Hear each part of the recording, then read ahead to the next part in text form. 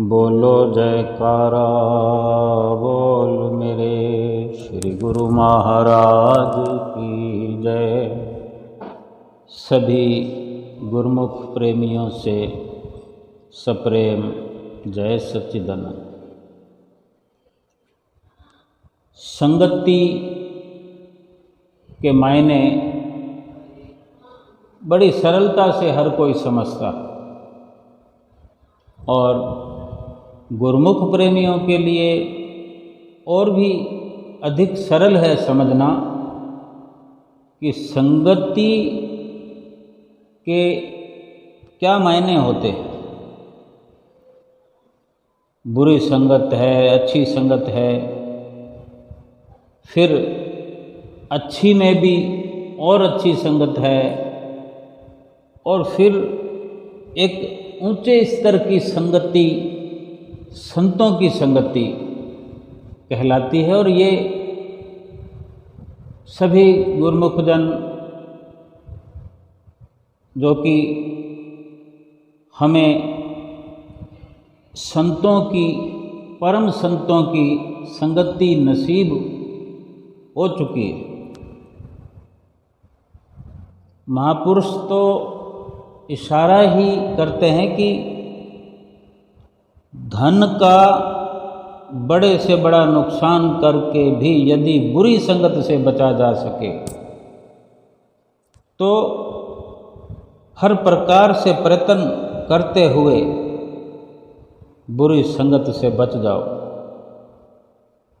और किसी बुरी संगत को त्याग के छोड़कर अगर संतों की संगत मिल रही है फिर तो अपने आप में ये बहुत बड़ी एक रहमत या कहें कि बहुत बड़ा उपहार हमारे जीवन में ये साबित हो रहा है। बुरी संगत से बचने के लिए तो माता पिता अपने बच्चों को हिदायत करते हैं, प्रयास करते हैं। बुरी संगत से बचने के लिए प्रयास इसलिए करते हैं कि उनके लिए उनके मायने जो बुरी संगत के हैं वो यही हैं कि किसी प्रकार से बुरी संगत से बचकर बुरे काम करने से हमारा बच्चा बच जाए और अच्छी संगत, भली संगत यानी जो अच्छे काम करने वाले हैं उनकी संगत में आकर के हमारा भी बच्चा अच्छे काम करने वाला, भलाई करने वाला बन जाए। और गुरुमुखों को जो हिदायत मिलती है, जो समझाया जाता है, संत महापुरुष समझाते हैं, उनका इशारा ये होता है बुरी संगत से बचने का। वो सीधा बुरी संगत को केवल इस नज़रिए से देखते हैं कि अगर भजन भक्ति नहीं है हमारे जीवन में, भगवान के नाम की लगन नहीं है हमारे जीवन में, हमारे हृदय में, हमारे मन में, तो अपने आप में कहीं ना कहीं हमारी जो संगत है वो बुरी ही है। क्योंकि वो केवल अच्छाई, अच्छी संगत यही समझते हैं, यही मानते हैं। उनका नज़रिया जो है कि केवल और केवल भजन भक्ति जहाँ से प्राप्त हो, भगवान के नाम की दौलत एकत्र करने की जहाँ शिक्षा मिलती हो, केवल और केवल वही संगत इस संसार में सबसे बेहतर है और अच्छी संगत कहा जा सकता है। जो भी संतों की संगति में रहते हैं, संतों के संग में रहते हैं, संतों के सत्संग में रहते हैं, फिर इसके बाद इससे बढ़कर, इससे ऊंची, इससे अच्छी कोई संगति नहीं हो सकती। हम स्वयं विचार करें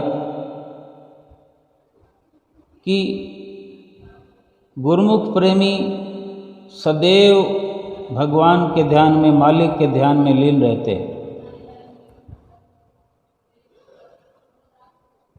जो भी गुरुमुख मालिक के ध्यान में लीन रहते हैं, भजन सुमरन में लगे रहते हैं, सत्संग में नित्य प्रति जिनका आना जाना होता है, सत्संग के दायरे में रहते हैं, जिसके अंदर से आपा भाव निकल गया है, अहंकार निकल गया है, जो अहंकार से खाली हो गया है, वो किसी भी कठिन कार्य के लिए ऐसे नहीं कहेगा कि मुझसे ये हो नहीं सकता, क्योंकि उसे ये विश्वास है कि मालिक क्या नहीं कर सकता। और फिर वो स्वयं जो है मालिक की संगत में रहता है, मालिक के साथ में रहता है, मालिक उसके साथ में रहता है।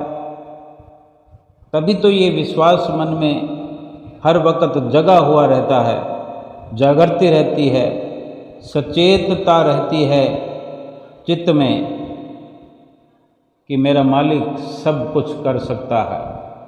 उसी की प्रेरणा उसकी जिह्वा पर इस प्रकार उच्चारण करती है कि हर कार्य को वो कर सकता है।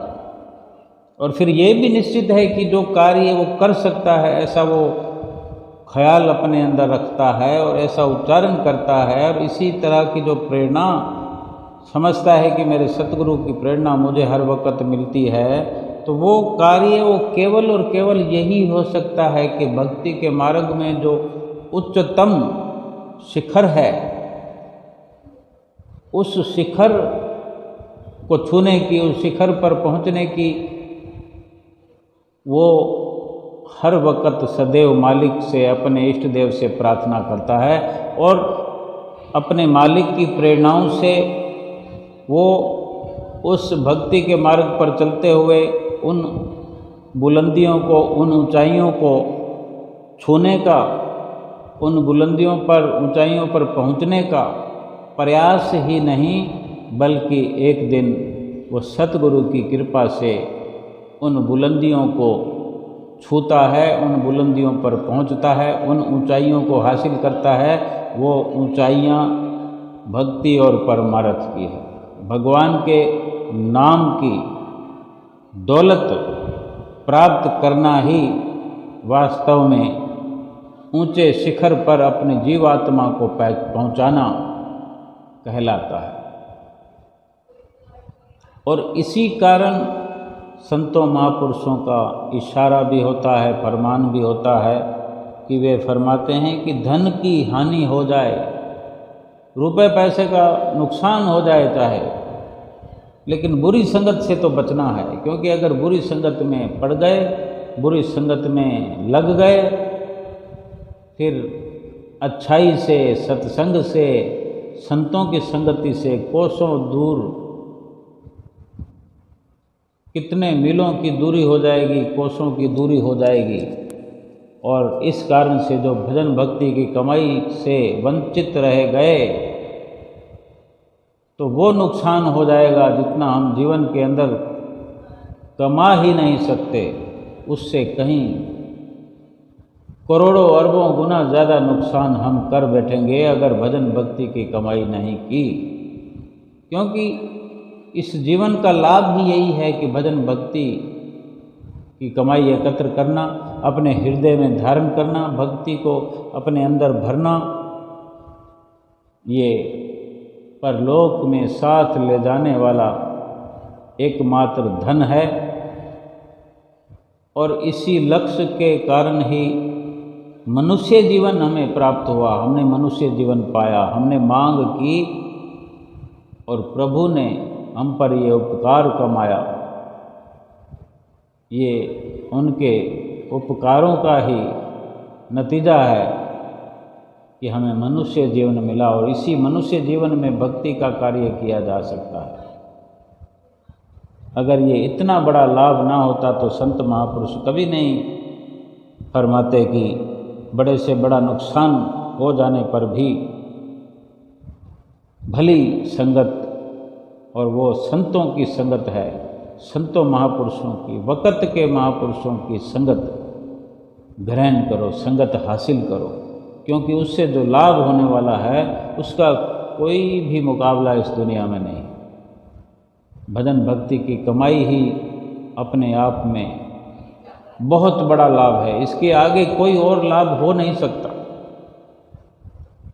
और नुकसान जो हमें झेलना है वो क्या होता है? ज़्यादा से ज़्यादा रुपयों पैसों की गिनती को हम समझते हैं। अगर ये संसारिक रुपया पैसा कमा लिया तो हम समझते हैं कि ये हमारी कमाई होगी। यही तो धन है संसार का, जिसकी परवाह ना करने के लिए संत महापुरुष हमें हर वक्त समझाते हैं। परवाह करनी है तो उस धन की करनी चाहिए कि जो धन फिर कमाने का अवसर नहीं मिलेगा और उस धन के बिना हमें पछतावा करना ही पड़ेगा। इसलिए सांसारिक धन से वंचित होने पर वो पछतावा जीवन में नहीं होता जो भजन भक्ति की कमाई का धन एकत्र ना होने पर पछतावा इस जीव को करना पड़ता है। एक बार नहीं, अनेक बार, बार बार, लगातार, जन्म दर जन्म फिर वो पछतावा करना पड़ता है कि अगर भजन बंदगी की कमाई नहीं की, भजन बंदगी की कमाई करके मालिक का नाम सुमर के अपना लोक और परलोक सुहेला नहीं किया, तो जब जब भी जन्म मिलेगा, जिस जिस तरह की योनियों में जाना पड़ेगा, हर योनि में पछताना पड़ेगा। हर योनि के अंदर अनेकों बार पछतावा करना पड़ेगा, पल पल पछतावा करना पड़ेगा कि अगर काश मैं सतगुरु की शरण हासिल करके, वक़्त के महापुरुषों की संगत ग्रहण करके, उनका सत्संग सुनकर, उनके सत्संग पर अमल करके मैं वो भक्ति का धन एकत्र कर लेता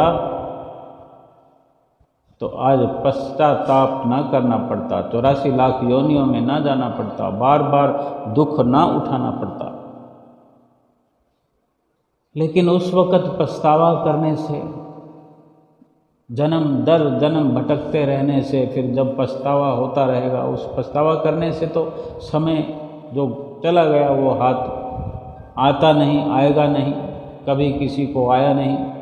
लेकिन अभी इस वक़्त हमारे पास भरपूर समय है संतों की संगत करने का, भली संगत करने का, संतों के सत्संग को सुनने का, बार बार सुनने का हमारे पास अवसर है, वक़्त है। हमारे पास वो अकल है, बुद्धि है, जिससे हम स्वयं संतों के वचनों का विश्लेषण कर सकते हैं, विस्तार से समझ सकते हैं। और ये नौबत नहीं आने देते संत महापुरुष, वे स्वयं ही अपने हर वचन का सार समझाते हैं।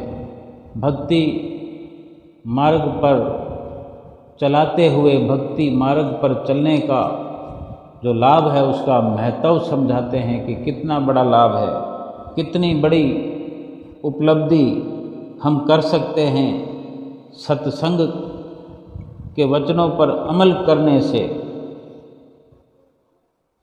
अच्छी संगत जो संतों महापुरुषों की मानी गई है, उनके नज़दीक रहकर, उनके संपर्क में आकर, उनकी संगति में आकर जो लाभ होने वाला है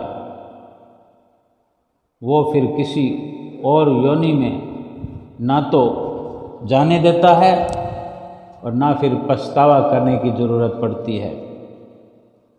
ये संतों महापुरुषों का हम पर उपकार है और हमारा भी ये अधिकार है कि हम हक से, दिल से भजन भक्ति की कमाई में लगें, भजन भक्ति की कमाई को एकत्र करके इस दुनिया से जाएं, ना यहाँ जीवन में दुखों से रूबरू होना पड़े और ना ही फिर 84 लाख योनियों में जाना पड़े। हर प्रकार से हर पल सुखी जीवन व्यतीत करते हुए परलोक का सफ़र हमने अपने आप से आसान करना होता है। महापुरुषों के वचन है कि एक सेवक सेवा करते करते बीमार हो गया। डॉक्टर ने उसे कहा कि तुम्हें ऐसी परिस्थिति में जो तुम्हें बीमारी है, जो तुम्हें तकलीफ़ है, इस हालत में तुम यात्रा नहीं कर सकते। लेकिन जो सेवक है वो यात्रा किस लिए करता है? वो भजन बंदगी की यात्रा करने का हर वक्त इच्छुक रहता है कि मैंने दर्शनों पे जाना है, दर्शनों पे जाकर मैंने सेवा करनी है। केवल उसका यही मकसद है। और वो जब बीमार हो जाता है, डॉक्टर के पास जाता है, तो डॉक्टर कहता है कि ऐसी दशा में तुम्हें यात्रा नहीं करनी है, क्योंकि डॉक्टर जानता है कि ये इस प्रकार की यात्रा करता है।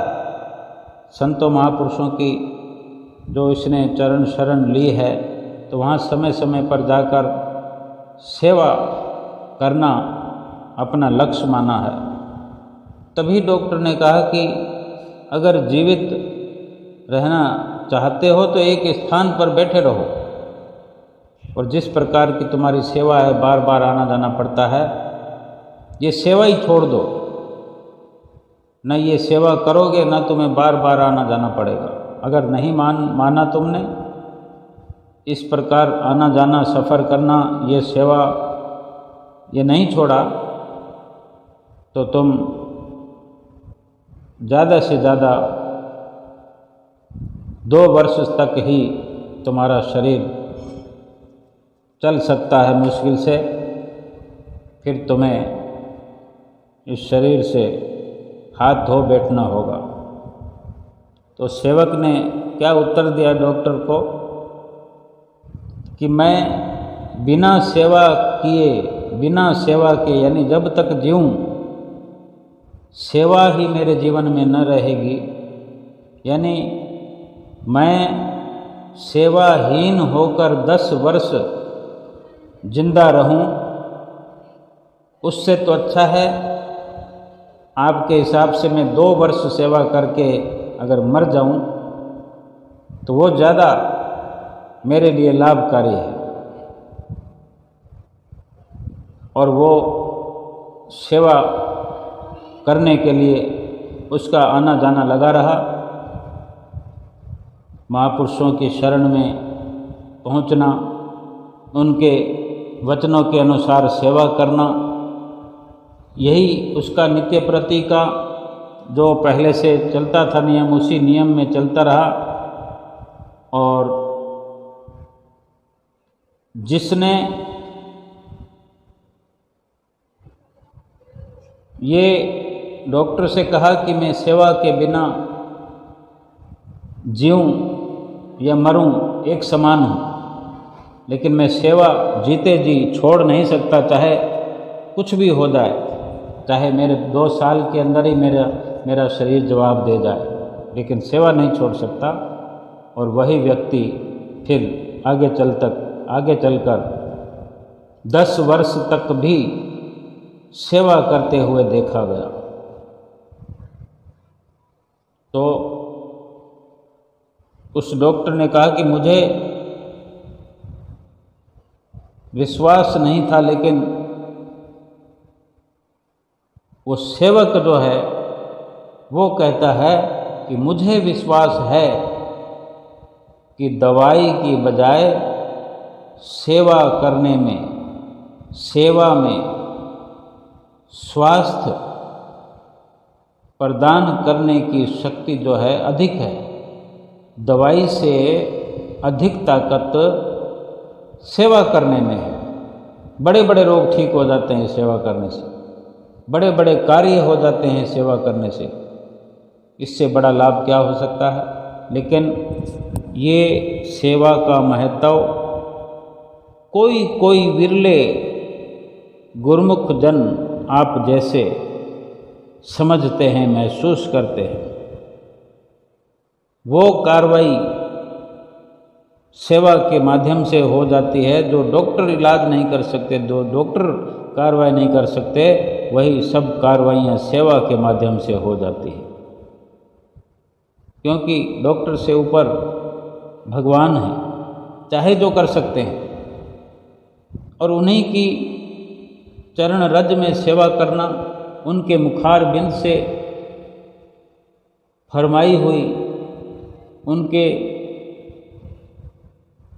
जिह्वा से उच्चारण किए हुए अनुसार सेवा करना, ये उत्तम कार्य है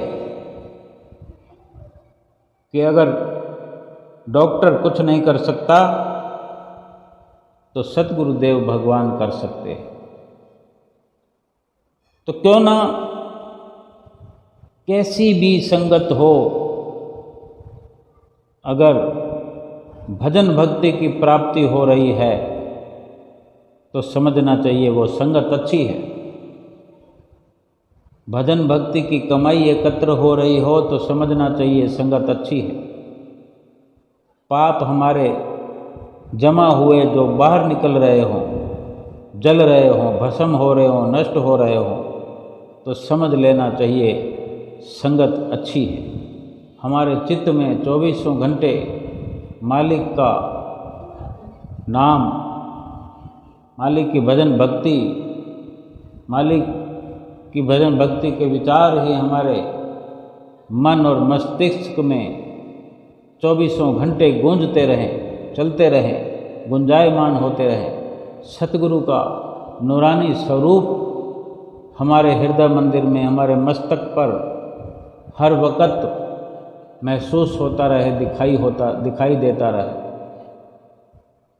तो समझ लेना चाहिए कि इससे बढ़कर भली संगत, इससे बढ़कर अच्छी संगत कोई और हो नहीं सकती। और इसके विपरीत भजन भक्ति की कमाई के उलट अगर कोई ईर्ष्या द्वेष वाला जीवन व्यतीत करता है और फिर इस प्रकार की गतिविधियों वाला व्यक्ति चाहे कितनी ताकतवर बनने के लिए औषधियाँ ग्रहण करता हो, बढ़िया से बढ़िया गरिष्ठ पदार्थ खाता रहे, तो भी अस्वस्थ रहेगा। एक शुद्ध विचारों वाले, सादा भोजन करने वाले किसी भी एक गुरुमुख के सामने उसका स्वास्थ्य टिक नहीं सकता, उसका आत्मबल भी टिक नहीं सकता। और वो सादा भोजन करने वाला, शुद्ध विचारों वाला, बिना औषधि के ही स्वस्थ रह सकता है, स्वस्थ रहता है। हमको तो यही अपने अंदर आत्मबल बनाने की ज़रूरत है। हमारे सामने बाधाएं आएं, हमें कर्महीन होने का विचार नहीं करना। अगर कर्मों से खाली बैठ जाएंगे या मुकाबला ना करके, बाधाओं से दो चार ना हो करके, बाधाओं से मुकाबला करने की बजाय बाधाओं को पीठ दिखाकर कर्महीन होने का विचार अगर मन में आए, इस प्रकार का विचार करें, फिर हमारी उन्नति कैसे होगी, कैसे हमारी तरक्की होगी, कैसे भजन भक्ति की कमाई होगी, कैसे ये जीवन सफल होगा।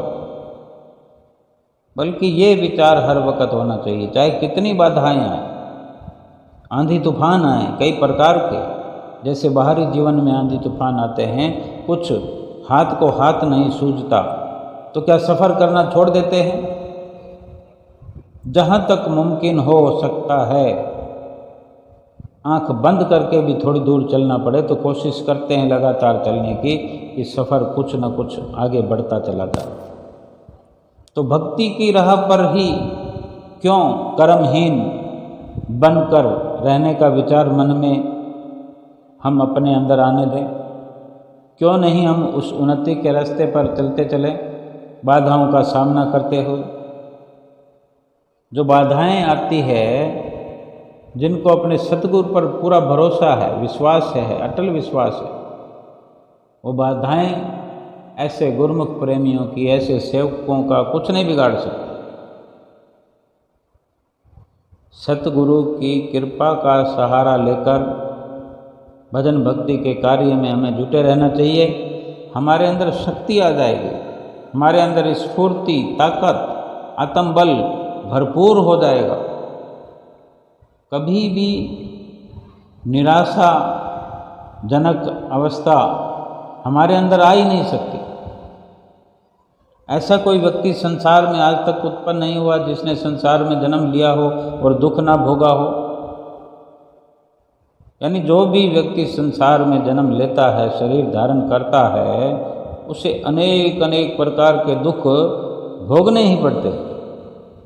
दुखों से पूरी तरह छूटने का तो केवल एक ही उपाय है कि संसार में अगला जन्म लेना बंद कर दे, तभी सारे दुखों से पीछा छूटेगा, वरना तो संभव नहीं है। अब जिन जिन आत्माओं ने संसार में शरीर धारण कर रखा है, जन्म ले रखा है, उनको जन्म से लेकर मृत्यु तक सारे जीवन में दुख, अशांति, परेशानियाँ और समस्याएं तो आती ही रहती हैं, आएंगी। समस्याएं आएंगी, दुख आएंगे, मुसीबतें आएंगी, तरह तरह से आएंगी, बढ़ चढ़ कर आएंगी। क्योंकि अगर जन्म लिया है तो ये भोग तो भोगने पड़ेंगे। ये दुख वाले भोग हैं, ये भोगने पड़ेंगे। क्योंकि हर पल किसी न किसी कर्म में हम लगे रहते हैं, चाहे इस जन्म की बात हो, चाहे पिछले जन्म की बात हो। हम इस जीवन को देखकर पिछले जीवन का कुछ ब्यौरा समझ सकते हैं और पिछले जन्मों के कर्मों का एक आधार मानकर उनको समझते हुए इस जन्म के अंदर निष्काम कर्म कर सकते हैं। ना अच्छा ना बुरा, ना हमें अच्छा चाहिए ना बुरा चाहिए, ना अच्छे का रिजल्ट चाहिए ना बुरे का रिजल्ट चाहिए। इनसे ऊपर ना खुशी अच्छी है ना मलाल अच्छा है, जिस हाल में तू रखे वो हाल अच्छा है। जिसने भी जन्म लिया है वो दुख उठाएगा ही उठाएगा। कुछ लोग तो सारा दिन अपनी समस्याओं को लेकर सदा रोते रहते हैं, सारा दिन रोते रहते हैं, हर दिन रोते रहते हैं। ऐसे लोग कर्मों की गति का ज्ञान न होने के कारण खुद तो दुखी रहते ही हैं, दूसरों को भी दुखी करते रहते हैं।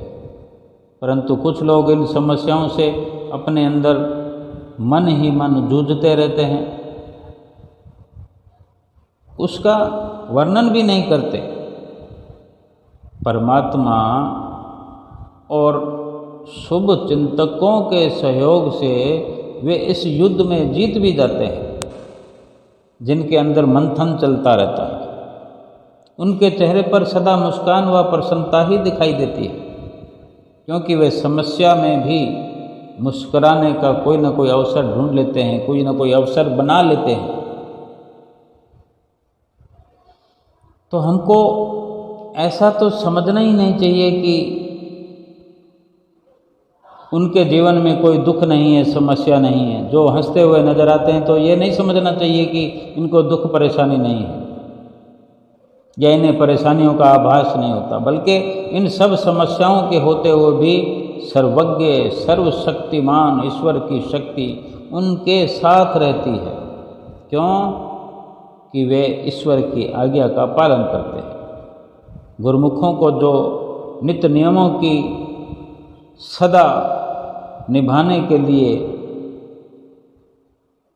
हिदायत होती है, जो इशारा होता है, उसकी पालना करते हैं। इसलिए सर्वशक्तिमान ईश्वर उनके अंदर भरपूर शक्ति, ज्ञान, बल, आनंद इस प्रकार के गुणों की भरमार कर देता है, बरसात कर देता है, बरसात कर देता है। ऐसे गुणों की बरसात कर देता है उनके जीवन में, जिसके कारण वे हंसते हंसते सब समस्याओं को पार कर जाते हैं। वास्तव में ईश्वर में उनका अटूट निश्चय ही उनके मनोबल को बढ़ाता है, हौसला अफजाई करता है और ऐसे गुरुमुख ही सदा सदा प्रसन्न रहते हैं और दूसरों के भी वो प्रेरक बन जाते हैं, दूसरों के लिए अवसर प्रदान होता है। कुदरत सब कुछ करती है, गुरुमुखों को जरिया बना करके दृष्टांत के तौर पर दिखाया जाता है कि ये गुरुमुखों का जीवन है, देखो कितना सुखद भविष्य लिए हुए संसार में चल रहे हैं। तो क्या हमको ऐसा लगना चाहिए, हमको ऐसा प्रयत्न करना चाहिए, या आज से हम संकल्प करें एक दूसरे से अगर मिलते हैं तो इस प्रकार की विचारधारा रखें। उलूल जुलूल बातें करने से अच्छा है, फिजूल बातें करने से अच्छा है कि हम भी कुछ ऐसा प्रयत्न करके देखें। सर्वज्ञ सर्वशक्तिमान अनंत स्वरूप जो ईश्वर है, ईश्वर की ईमानदारी से हम उपासना करते हुए व्यवहार में उसकी आज्ञा का पालन करके एक बहुत प्रसन्न और आनंदित जीवन जी सके। हम अपने सतगुरुदेव महाराज जी के अनन्य सेवक बने, उनकी आज्ञा की पालना करें और अपने इष्ट देव के मार्गदर्शन में, जो कि वो मार्गदर्शक हैं, हमें रास्ता दिखाने वाले हैं, तो हम भी उनके बताए मार्ग पर चल करके हर पल अपने अंदर शांति स्थापित किए रखें। सदा स्मृति रहे कि आप एक शांत स्वरूप और प्रेम स्वरूप आत्मा है। हमको यही समझना है कि हम शरीर नहीं हैं, हमारे अंदर विराजमान जो जीवात्मा है, हम प्रेम स्वरूप आत्मा हैं, शरीर नहीं है। और हमने प्रेम करना है सच्चा अपने सतगुरु देव भगवान के चरणों में, अपनी सुरती को लगा करके हर पल हर घड़ी आनंद की लहरों में जीवन गुजर बसर करना है। हमारा जीवन है ही कितना, हमारे जीवन के अंदर कितनी घड़ियां बाकी हैं, कितने श्वास हैं, हम नहीं जानते, लेकिन हमको जानने की आवश्यकता भी नहीं है। लेकिन ये सफल प्रयास हमने करना है कि हमारे पास समय नहीं है, क्योंकि इसी पल को आखिरी समझकर अगर हम भजन भक्ति में लग गए हैं अभी का अभी, तो इसी पल में भजन बंदगी की शुरुआत करते रहें और जो मार्ग सतगुरु ने बताया है, सतगुरु की संगत में रहकर जो शिक्षा मिली है, उस राह पर बड़े प्रेम से अग्रसर होते रहना चाहिए, क्योंकि जीवन की सच्चाई तो यही है। जीवन की तो सच्चाई ही यही है कि जिसने समझ लिया कि भगवान के नाम की प्राप्ति कर लेना ही हमारे जीवन का लक्ष्य है, और इतना संभव हो जाए, फिर दुविधाएं तो जीवन में रहती नहीं, परेशानियां हमारे जीवन में रहती नहीं। लेकिन अगर हम स्वयं अपने अंदर से परेशानियां निकाल कर बढ़ाने लगे, अगर इस प्रकार परेशानियां बढ़ाने लगे या बढ़ाते चले जाएं, तो हमारी असली जो तरक्की है इस जीवन की, असली जो लक्ष्य है, वो तो प्राप्त ना हुआ, उससे तो खाली चले गए और संसार का धन जोड़ लिया, संसार की मान बढ़ाई, इज्जत बना ली, लेकिन हृदय के अंदर जहाँ शांत वातावरण होना चाहिए वो कहाँ से आएगा? वो सतगुरु की शरण में लग करके नाम की कमाई करने से आएगा, भजन बंदगी की कमाई करने से आएगा। नाम की कमाई करते हुए श्वास दर श्वास हम आगे बढ़ते जाएंगे तो जीवन का लक्ष्य मिलेगा, जीवन की सफलता प्राप्त करेंगे। और फिर इसका कितना बड़ा लाभ होगा कि 84 लाख योनियों से छुटकारा, अपने ही अहम को जो हमने पाल पोस कर बड़ा किया उससे छुटकारा मिल जाएगा। और फिर ये सब प्रकार से जीव आत्मा का छुटकारा हो जाए, फिर जीवन में और क्या चाहिए? क्योंकि सबसे बड़ी उपलब्धि तो हमें प्राप्त हो गई, सबसे बड़ा उपहार हमें मिल गया, सच्चा लाभ प्राप्त हमने कर लिया। और ऐसा जब मुमकिन हो जाता है फिर कोई समस्या रहती ही नहीं। गुरुमुख प्रेमी हर वक्त प्रार्थना स्वयं करते हैं, ए मेरे सतगुरु दीन दयाल जी, मेरी जिंदगी के मालिक अपनी शरण में रखना, मैं हो गया तेरा अपना बना के रखना, जब मोह ने घेरा तब तेरी याद आई, घनघोर था अंधेरा आप जी ने ही किरण दिखाई।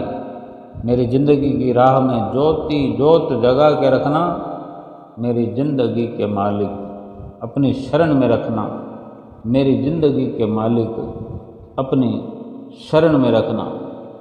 ये प्रार्थना जरूरी है कि बार बार हम स्वयं किसी पंक्ति को उच्चारण करके, किसी भजन की धुन को गा करके, कभी कम कभी ज़्यादा हम अपने लिए इस प्रकार की व्यवस्था कर पाते हैं, लेकिन जितनी भी करते हैं अपने लिए ही लाभ अख्तियार करते हैं, अपने जीवन को भक्ति की ओर आगे बढ़ाते हैं।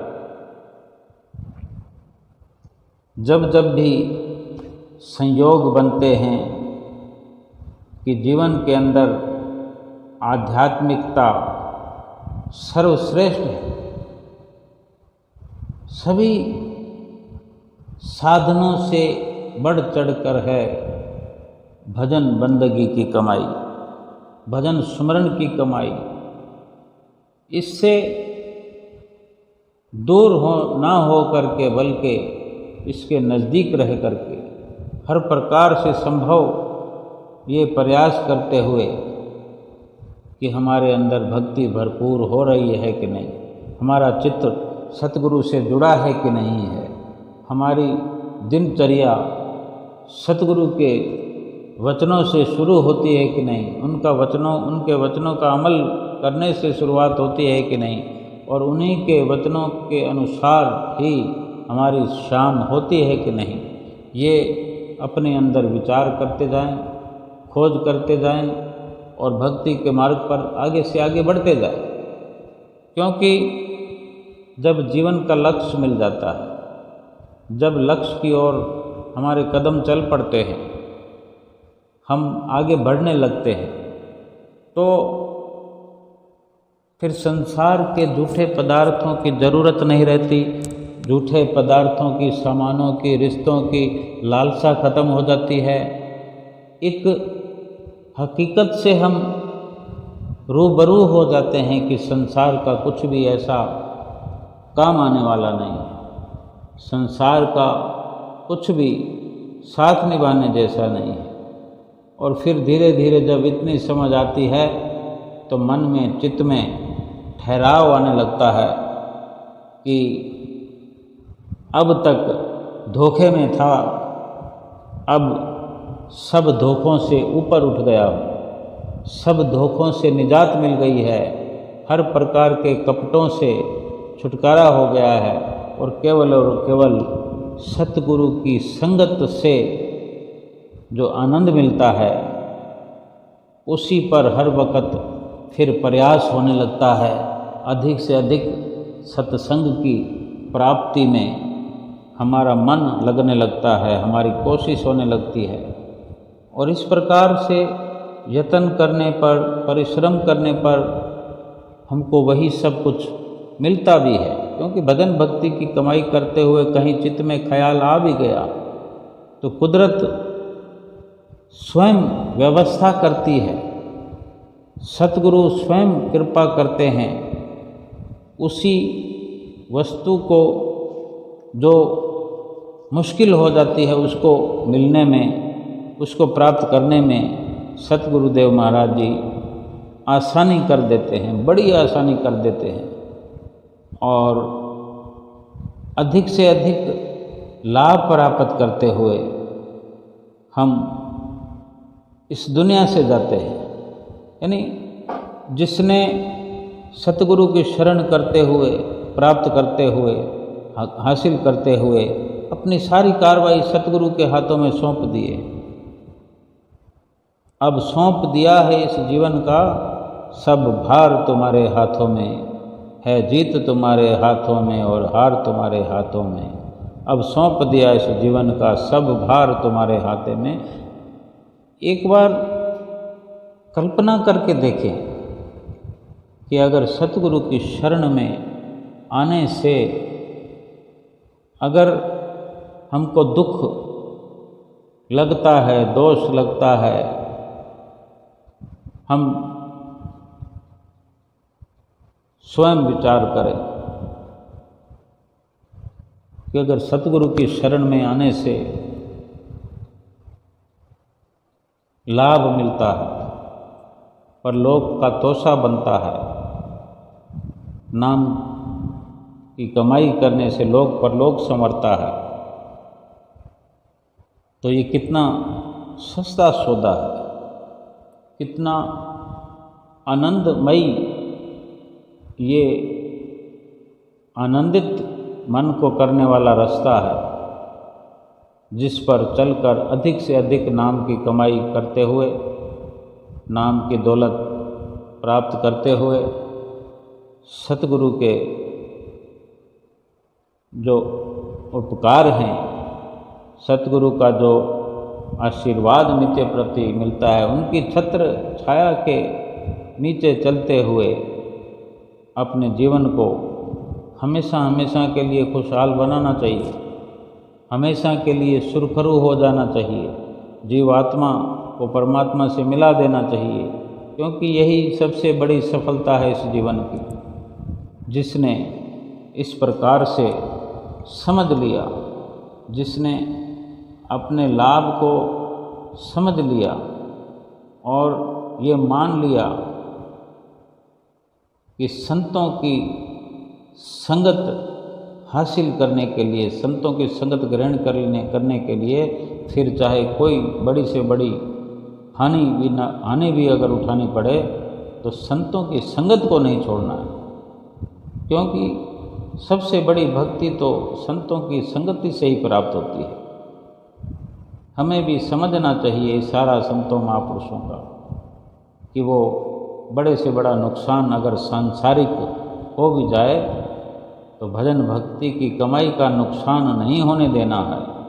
वही बुद्धिमान है, वही अक्लमंद है जो इस संसार में आकर के मालिक के नाम की कमाई, भजन बंदगी की कमाई हासिल कर रहा है, करता रहेगा।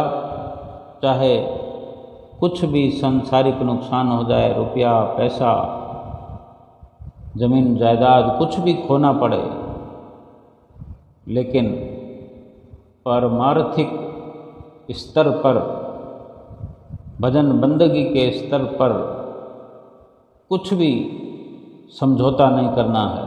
भजन बंदगी हमारे जीवन में होनी ही चाहिए। भजन बंदगी नहीं की तो किया ही क्या।